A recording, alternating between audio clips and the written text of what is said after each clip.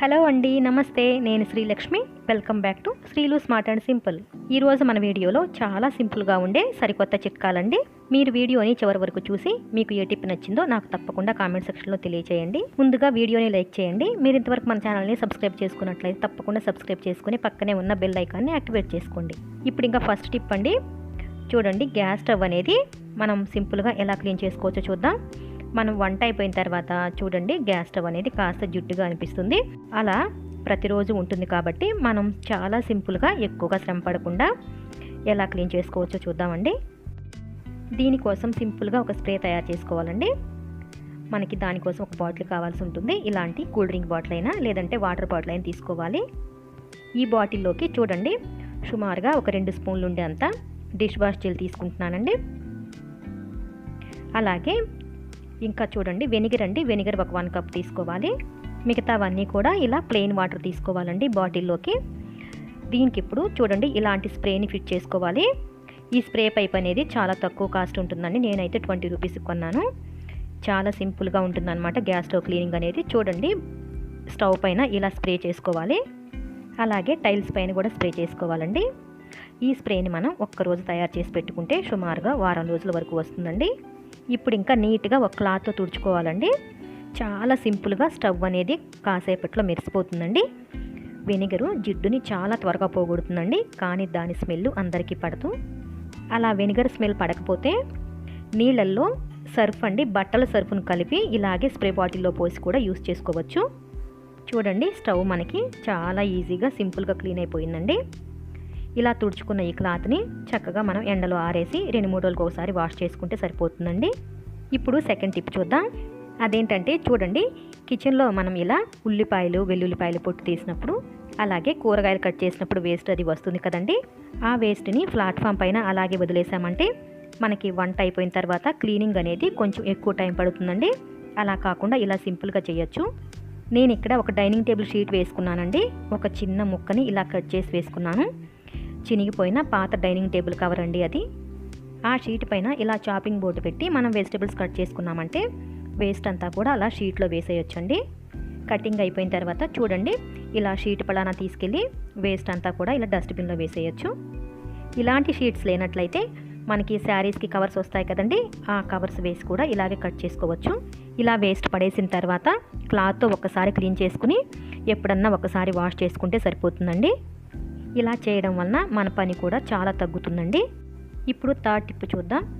అదేంటంటే మనం ఇలా ఎండుమిర్చిని వేయిస్తాం కదండి, ఏదైనా చట్నీస్కి కానీ కారపొళ్ళు కానీ ఇలా వేయించేటప్పుడు దానిలో నుండి బాగా ఘాటు వాసన వస్తుంది కదండి. ఆ వాసనకి మనకి దగ్గు తుమ్ములు అనేది వచ్చి ఒక్కొక్కసారి ఊపిరాడినంత పని అవుతుంది.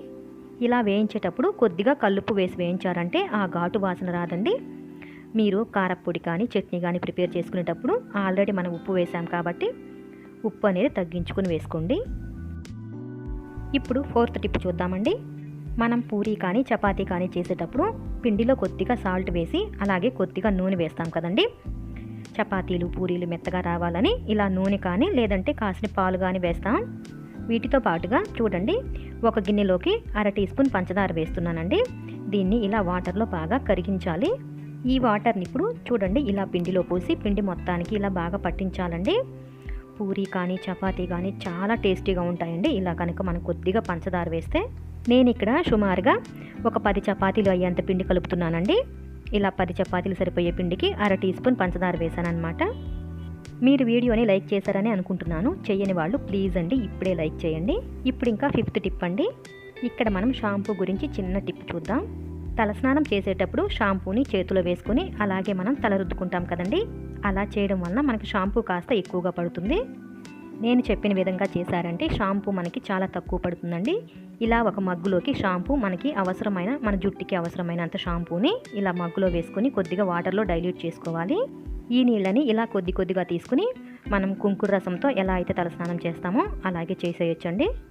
ఇలా చేయడం వలన షాంపూలోని కెమికల్ ప్రభావం అనేది జుట్టు మీద కొంతవరకైనా తగ్గుతుంది.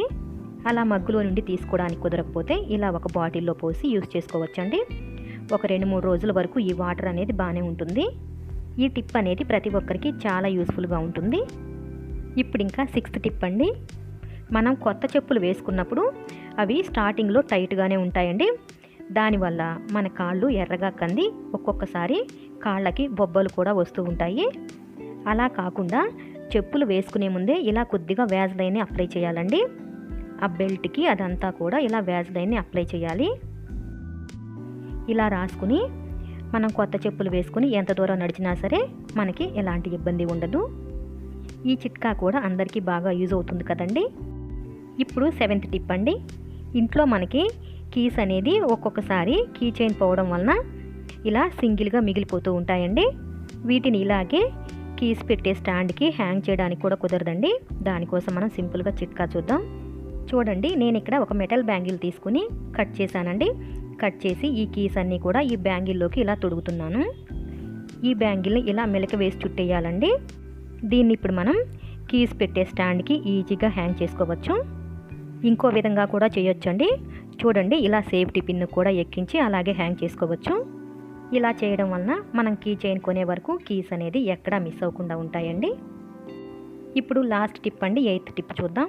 చపాతీలు చేసేటప్పుడు మనం పొడిపిండి చల్లుకుంటూ చపాతీలు ఈజీగా చేస్తాం కదండి. అలా చేయడానికే ఇంకొంచెం ఈజీ మెథడ్ చూద్దాం. మనం ఒక చిన్న డబ్బాలోకి గోధుమ పిండిని తీసుకోవాలండి. దీనిలోకి ఇప్పుడు కొద్దిగా బియ్యాన్ని యాడ్ చేద్దాం. ఇప్పుడు ఇంకా ఈ డబ్బాకి మూత పెట్టేయచ్చండి. చూడండి, నేను తీసుకున్న డబ్బా అనేది మనం సాల్ట్ వేసుకుంటాం కదండి, హోల్స్ ఉన్న డబ్బాలు ఉంటాయి కదా, అలాంటిదన్నమాట. చపాతీ చేసేటప్పుడు పిండిని ఇలా చల్లుకుంటూ చేయడానికి చాలా బాగుంటుందండి. బియ్యం వేయడం వలన ఇలా చల్లేటప్పుడు పిండి చాలా ఈజీగా పడుతుందండి.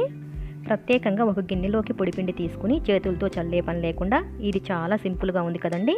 ఇవాల్టి వీడియోలో ఈ టిప్స్ అన్నీ కూడా మీకు బాగా నచ్చాయి అనుకుంటున్నాను. నచ్చినట్లయితే ప్లీజ్ అండి తప్పకుండా లైక్ చేసి షేర్ చేసి మీ అభిప్రాయాన్ని కామెంట్ సెక్షన్లో తెలియచేయండి. మీరు ఇంతవరకు మన ఛానల్ని సబ్స్క్రైబ్ చేసుకున్నట్లయితే తప్పకుండా సబ్స్క్రైబ్ చేసుకొని పక్కనే ఉన్న బెల్ ఐకాన్ని యాక్టివేట్ చేసుకోండి. Thanks for watching this video.